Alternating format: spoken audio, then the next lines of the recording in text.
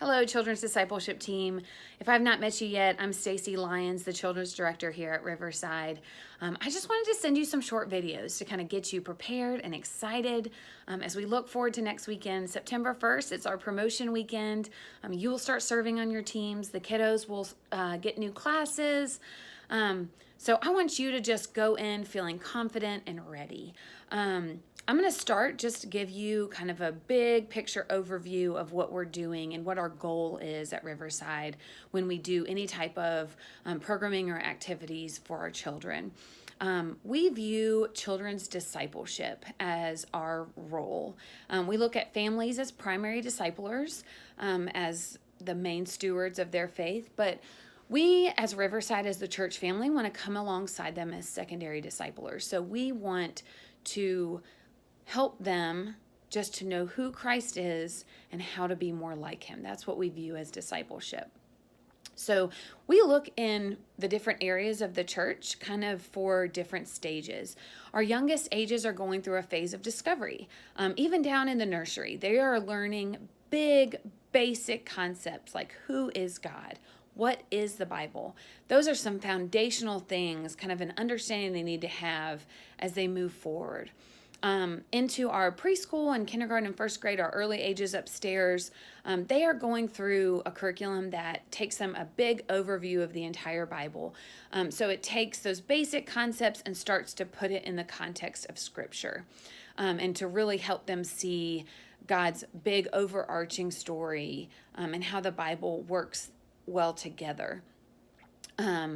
As we move into some of these ages, you might see some kiddos start to make what we call the next stage of discipleship or a decision.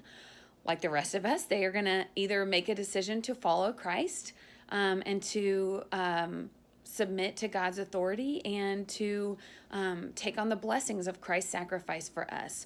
So if you have a kiddo in your class that's seeming to move in that heart direction and is talking about that a lot, it's certainly something to encourage the families with when you interact with them at checkout or check-in.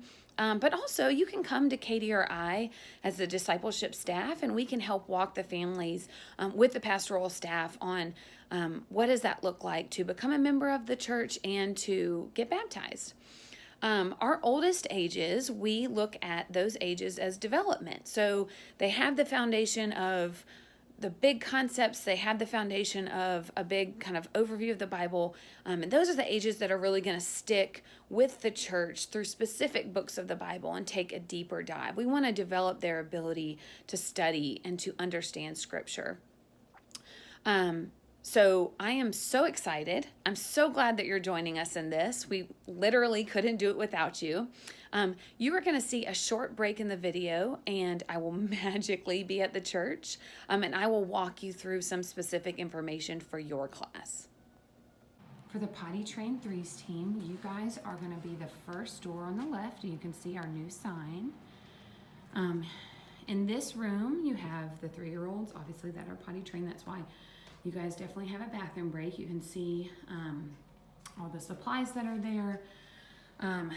This is really the biggest area for you as a class facilitator. We are trying to get shelves put up so that this area is out of the children's reach. But until then, we're using the table. You'll see on the left side, you have the sheet for the day, the craft for the day, and the game for the day. And there's instructions for you as well as instructions for the kids, and you'll be getting those in your email on the Monday prior to your service. So you'll have a week to kind of just peruse over it. If you're someone that's helpful for you, do it. Some people are fly by your seat, and it is not a requirement for you to read that, but it's just to help you out in case it is helpful. These are 2 sheets that I really want you to pay attention to.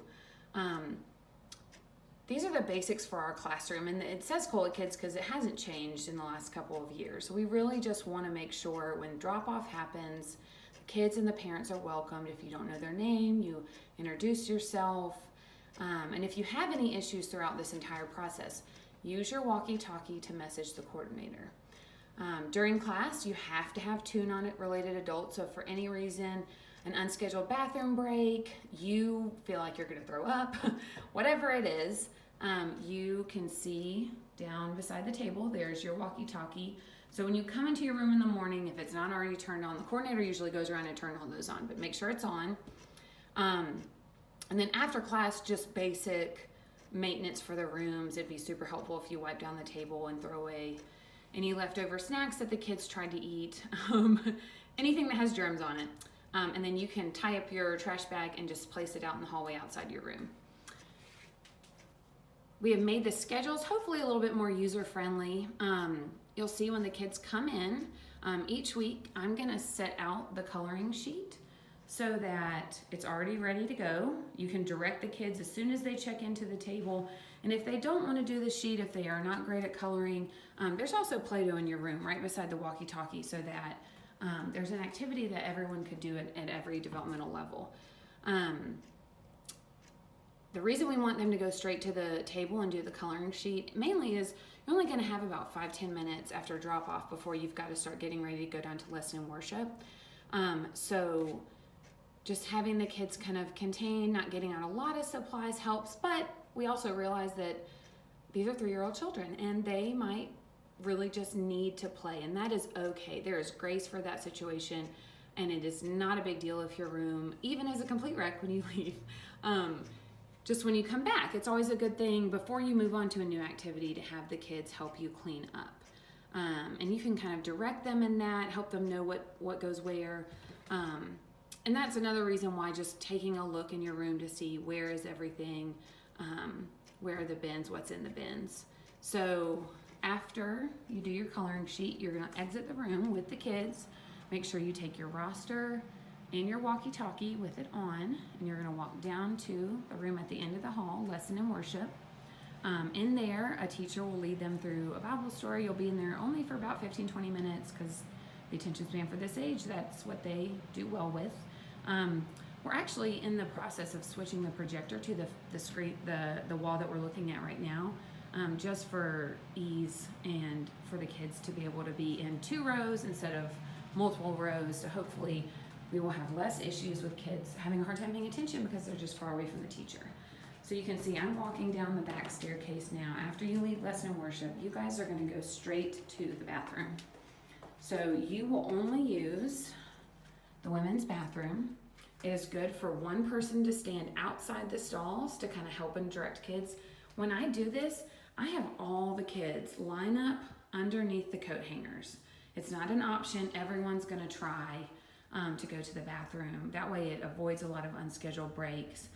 If a kid is just adamant and they don't want to go, that's totally fine. You can have the other adult for your room stand right here in front of the door, the boys' bathroom. So I'll show you the view from there. I can still easily see the other adult, but I can also supervise the kids sitting on the stairs. You can have them sit on the bottom 3 stairs or even stand by the door just so that you've got line of sight on the adult, but you've also got an eye on all the kids. So get everyone to the stairs, make sure you count them, make sure you have all the kids before you go back upstairs to your room. And we've added a little bit to the schedule in the room so that, we know this is a little bit of a tight space. We know that you have a good amount of kids in your room. We're very quickly outgrowing this building, but we're trying as a staff to create more spaces in the rooms that are functional. So when you come back from the bathroom, you're gonna have the kids sit at the table. You can get them to help you clean up their coloring sheets, have them sit down. You'll give them, we have a snack bin in every room, and you give them each a coffee filter. You can give them some snack, and the coordinator will come and leave you a little tray of cups for them. So they will sit at the table and do snack, and then we have actually done your schedule so that you go straight from snack into craft. So it's something a little bit more hands-on, but it kind of helps them transition not as much within the room. So they're doing their snack, they're eating, this is best case scenario, and then they're gonna immediately do their craft. After that, one of the adults can come sit in the chair, and then the other adult will get the kiddos together on the mat, and you guys will do story time. So if you look on the top of the shelf, There's 2 stories that are obviously biblically in content, or biblically related, they're biblical content. But they will generally go along with one of the concepts that they taught in the big room during lesson. It might be just the Jesus Storybook Bible, that story for that week.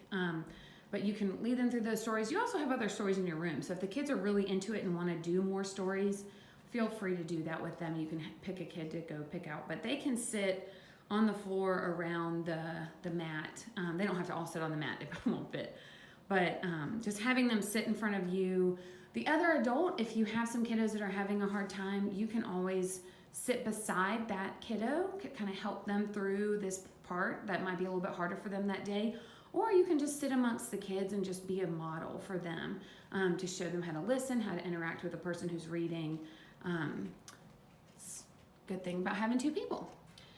So you'll see you've done your coloring, you've done your lesson, you've done your bathroom, your snack, your craft, your story time.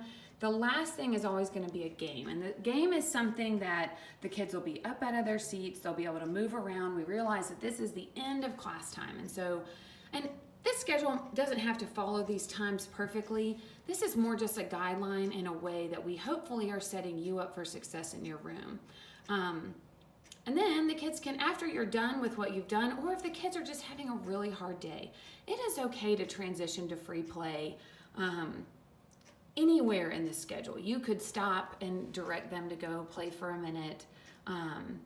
You could do some stretching with them. You could do a little bit of yoga with them. Those are something that I could put up in your room on the walls, just like a yoga poster or something like that, so that if the kids are having a really hard day, doing something gross motor is going to help them. A lot of times, those are the kiddos that are maybe running around the room, that need a little bit more direction.